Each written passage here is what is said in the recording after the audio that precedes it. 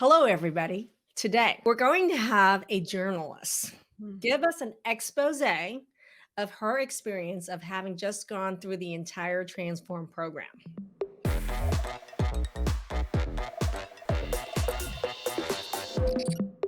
Hi, everyone. Thanks for joining us on Autoimmune Table Talk Live. Okay, this is an expose, right? So I'm going to Mwah! get you something. I'm going to give you a nugget right now. A lot of people don't realize this about Dr. Maggie, but I'm going to tell you right here, right now, she's a drill sergeant.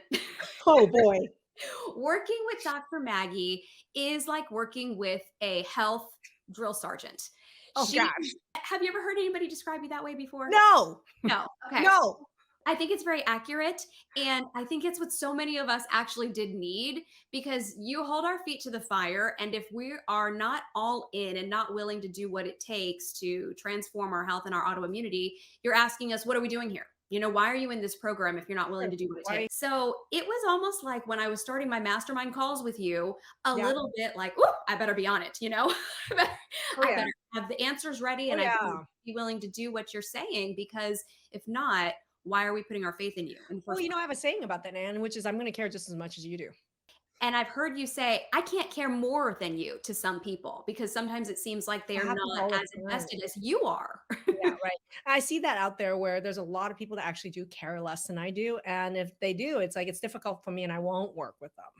If you actually do say that you care just as much as I do, dang it, I am going to be all in plus more.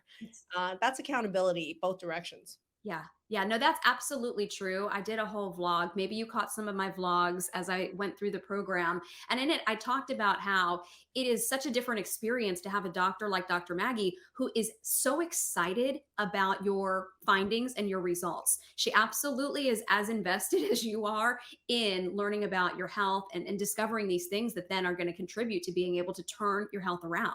If you guys don't know, Anne is the host of Autoimmune Table Talk and has been for the last 9 months. Mhm. And it took 9 months for her to actually asked to say, "Hey, I'm ready to join the program. I'm ready to do the program." So I would love for you first to tell the audience. Number one is you're a journalist, and what is your journalistic background so people know that, and it's with that journalistic eye that you went through the program. Right. Just so everyone's aware, I'm a TV news anchor. I've been anchoring local TV newscasts for going on the last 20 years now. And I was also a reporter. I've done investigative pieces.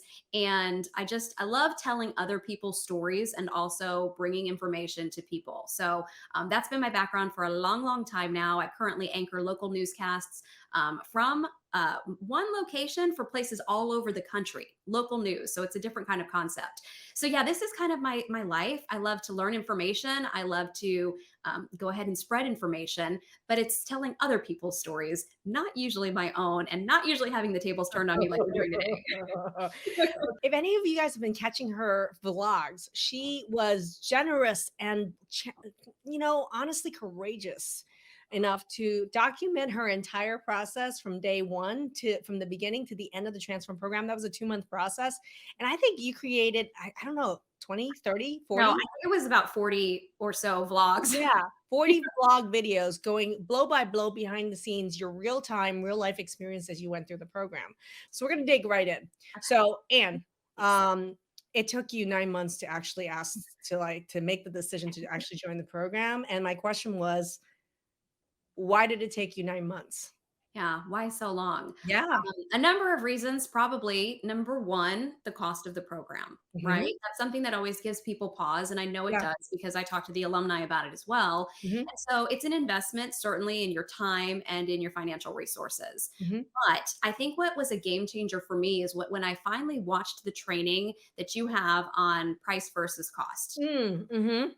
Yeah, you talk about what is the cost of staying sick and what is the cost that you have already put Already paid. into trying to get answers that has not produced results. That's expensive. It's very The expensive. worst is having spent the money and to be the same or worse. That's the most expensive thing that you can do. What you've already done. That's the thing is people don't look backwards and learn from that or realize the amount of that, right? On multiple trainings, I've done that calculation. And I remember one participant when we did that calculation, it turned out it was like a $2 million problem that this person had. We just did an interview where the client said that she had spent over $200,000 prior to even joining the program. And it's interesting when she looked backwards, she realized just how expensive that really was versus looking at, I'm going to spend this amount of money and it's going to work. That's really a different type of investment than knowing what you already did in the past. Like that's why the whole cost, price versus cost training, I think is really crucial. What's the price of something and what's the true cost of something? 'Cause look Um, at Debbie saying, "Alumni here," and I told my doctor today, who may also wanna work with you, the cost is a drop in the bucket for the health benefit. yeah, thank you so much. Right. Cheapest, fastest thing you can do is education to break a pattern. And I think Um, also that you've talked about this too, that this point, the autoimmune march marches on. This mhm, right now might be the healthiest you ever are in the future if mhm. you don't do something to stop it. So money was definitely one of the obstacles. Any other like things that kept you in Yeah. the yeah.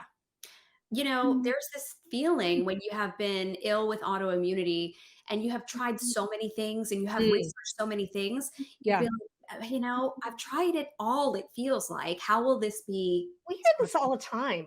yeah, I've tried everything. I've done, oh yes, I've done this, I've done that, right? but then And you realize you really haven't. well, how did you realize you haven't? Well, for me, I have this front row seat. I'm able to talk to alumni as part of my job. I get to chat with them after they graduated the program to see, Interview them, yeah. yes, they've achieved these results and maybe they thought they'd tried everything. So clearly there must be something different. You are doing something different. You're approaching this in a different way that is achieving results that no other doctor is able to. Mhm. So what you're saying is that you the well, you say you've tried everything, and I hear it all the time, and I yawn at that one. And the Mhm. reason is because when people say they've tried something, like I can, when you realistically drill them down and say, "What have you really tried?" I mean, it's like literally things on five hands. They tried it; they didn't master it, actually. So for me, is interesting is that I would hope that the depth with which I go into these trainings, just even talking about, let's say, digestion as an example, you realize when people say, "I've tried," have you tried what? Like, "Oh, I might have," maybe they even, I don't know what they did. They took a probiotic, but, like, did they really understand anything about the digestion? Did they ever understand what steps can be broken? Do they understand that 90% of people with autoimmune disease from the get-go have a problem with this? And did they actually learn it? Did they actually implement changes to digestion? Did they get the results or the outcomes? What the heck did you try with digestion anyway? And the typical answer is nothing. Right. Nothing, and that's just 1 out of 1,000 things. So, it's like this whole thing of I've tried everything, it's kind of almost a self-protective blanket statement Yeah. to be right. I've done everything I possibly can, when Right. the truth of the matter is, most people have done minimal things, that have dabbled minimally in many things, have been master of none, and certainly don't have the right order of operations of when those things should be done, or the depth with which they should be done, right? Or how many, what the other 98% of shit they don't even need to do in the first place is. If you Right. don't have that knowledge, then you can try a lot of bad shit that doesn't even work anyway, too. Yeah, that is something you help us do is focus on what's important and focus on which testing is important and what we need to do from a lifestyle perspective that's important, and then not worry about some of the other extraneous things that are Mhm. just distractions that aren't going to produce results. Yeah, I agree with you. I think focus is power, and being able to focus, I say, on shit that works is a time saver, a money saver, and a life saver. I would Yeah. hope that if you guys have seen me do some of these trainings, even if you pick a topic like digestion or blood sugar or insomnia, if you just pick one of those topics and look on my YouTube channel and see the videos and the depth with which I go about it, you realize that no, you haven't. No. No, you haven't. So number one, money. Number two, felt like you tried anything, everything. Any other obstacles that you had that prevented you from starting? Yeah, I would say just fear of the unknown is another obstacle. You wonder also, is this going to work for me? You see it working for other people, but what about me? Is it really going to work for me? Or is it like those before and after results maybe you see for some products online and you're like, well, that looks great for that person, but would that really happen for me? Well, I think it's interesting because you actually, I mean, not to, like, but I'm going to call you out on this one. And the reason is because you had more experience interviewing every single week real graduates from our program than anyone else on the planet. I mean, there's plenty of viewers here who watched every interview and have seen every single video on YouTube, but you were you said fear of the unknown. What the hell was unknown after 9 months of interviewing alumni and doing trainings every week with me? What the hell was unknown? What's the big mystery? I know. I know. And I mean, I think that that's why slowly but surely I built up my own confidence to say, okay, I'm going to do this. And sometimes I know that's what it takes. Some people that I've interviewed are they get the information about you and they're ready to dive right in. And then there's others who are more in my camp who, sit and think about it and wonder, okay, for way too long, is this something that I should be doing? And then Mhm. afterwards you say, wow, I should have done this a long time ago. So fear of the unknown is an interesting thing, but the thing is, how many case studies do people really need in front of them? How many trainings, how many pieces of evidence? And the thing is that when you still have the fear of the unknown, when every single fact is in front of you and every single piece of evidence, that's where fear becomes crippling because it has nothing to do with the amount of information or proof that already exists. That fear is existing in you and has become your major obstacle. Oh, That fear is like literally playing spiritual warfare within you, has mhm. nothing to do with proof about the program or the results or anything. It's about you. Spiritual warfare. It's a good way to put It is it. spiritual warfare. I think fear is spiritual warfare on yourself, and it's questioning your self trust. It's questioning your pilot. It's Mhm. questioning, I mean, your belief that anything could be different. Fear makes you think that it can't change. Fear is lying to you when you have as much evidence that you saw every single day, every single week, all these months. At that point, had nothing to do with fear of the unknown. You knew. You just want to hang on to the fear more than you wanted to get better. Yeah. Everybody, if you want to learn more about the Transform program, go ahead and there's a link above this video to chat with our team. We'll also put a link in chat for you to chat us, book a call with our team, just chat with us, or also tell us what's going on with you, and we'll get some trainings to you your way so you can learn more to kick autoimmune in the ass. Everybody.